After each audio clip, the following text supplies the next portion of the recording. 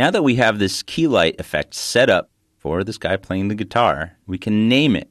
So by clicking in the effects controls and selecting the effect that we want to name, we'll hit the enter on the keyboard and then rename this to Green Guitar Man. Using enter will allow us to save this name, and now we can actually save the entire effect. Under the window pull down, we'll reveal our effects and presets window. Now we can simply click and drag the effect over to the effects and presets pane. We can see that the cursor changes, allowing us to save this effect. Now we can either drag it here and release it, or drag it down to the small icon at the bottom of the frame and then release it. This will bring up a dialog box that allows you to save the animation preset, or this effect preset, inside of the User Presets folder in your Adobe Preferences.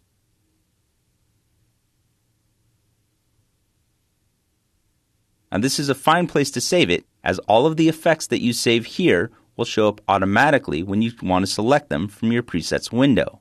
However, you may start to have many different green screen keys that start to build up.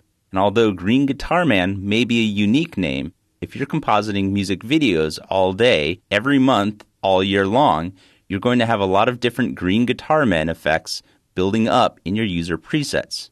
Instead, let's navigate back to where your project files folder is, then navigate to the Chapter 10 folder, and save your effect here. We'll name this effect Green Guitar Man, then save it. After Effects will give you a warning that tells you that the effect has been saved outside of the User Presets folder, and because it's saved outside of there, it's not going to appear in our panel. That's okay.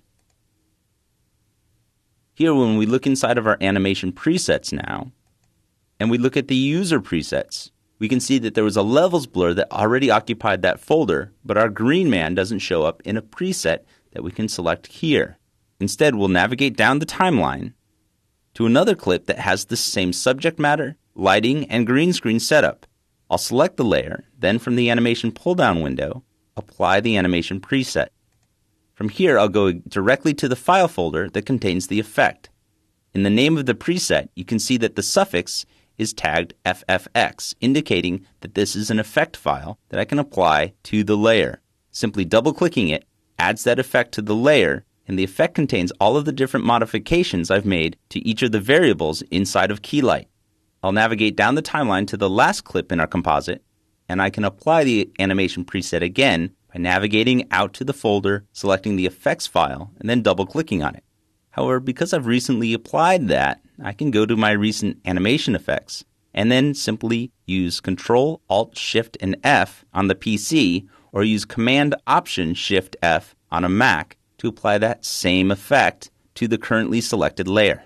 The good thing about having this effect stored with all of the source materials for this project is when I go to archive this or hand this over to someone else in the studio, they will have the recipe that will make this key light effect work with every clip where this Green Guitar Man appears.